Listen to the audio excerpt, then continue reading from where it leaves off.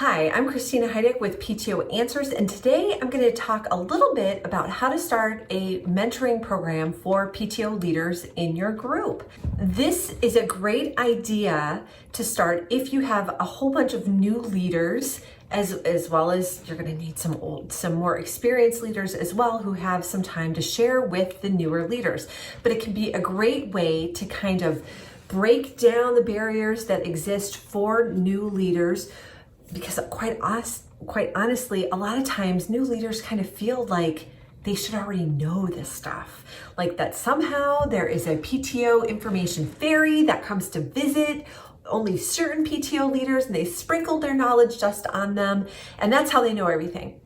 Well, no, there's no fairies that exist like that. So it's really the PTO leaders who have either had the experience and they've gone through, made the trial and error, experiences. And so they've learned or had on the job training. And that's how their knowledge has really increased, right? It's just from experience. But new leaders can feel intimidated and maybe don't want to ask the older leaders. So I think by being really forthright and just saying, we're going to start this mentoring program where we've identified some leaders, and this is a really great idea to do, especially if you have PTOs in many different schools in your school district, so that you could have leaders that are pretty experienced from the high school PTO, maybe offer to mentor the lower schools PTOs.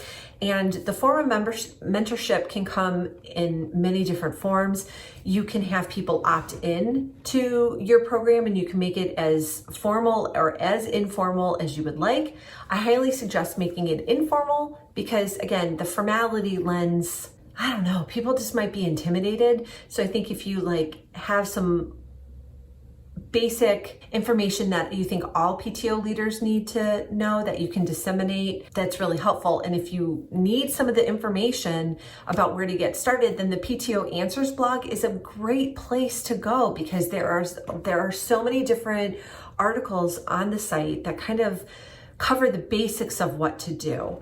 And so you feel free to take that information, cite back, please, to it if you decide to do it. But I think it's a great resource for new leaders to be able to draw upon and also add on with their own experiences and explain to the new leaders what's going on.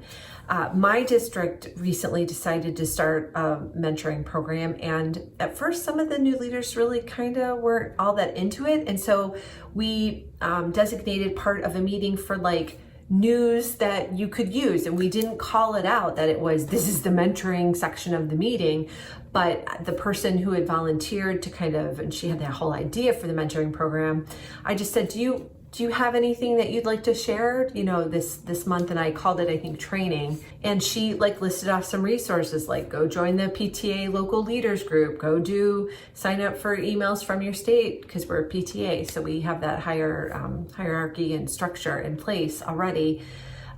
So she called out some of these things for people to go check out and go do, so that it's not like a whole big knowledge dump. It can be just another resource for them to reference as needed. So it can really be that informal. You don't have to come up with a very specific and defined mentoring program. I think that's kind of heavy, and I think I wouldn't want to do that. I think it's just really hard to, I guess I kind of have done that in the form of the blog, all the blog posts, and also the different various resources that I have available in my shop. But I can tell you, it's really overwhelming to do everything and make sure that you're covering everything.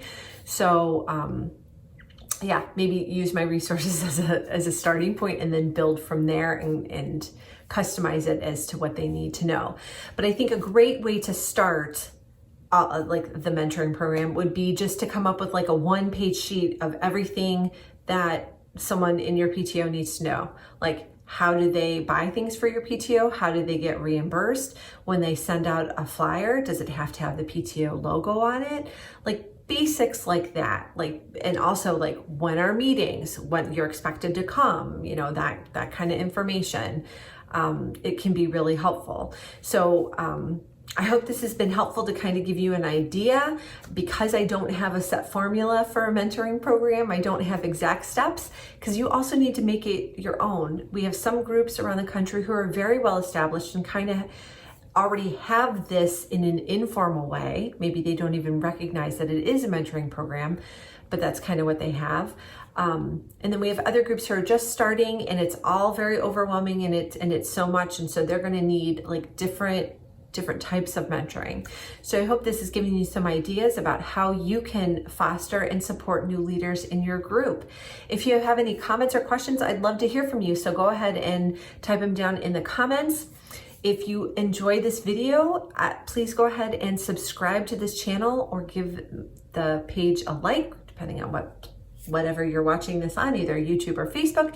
And if you have a friend, a PTO BFF that really needs to see this, go ahead and tag them, share this video with them so that they can discuss it with you, and you guys can come up with your new master plan for your mentoring programs.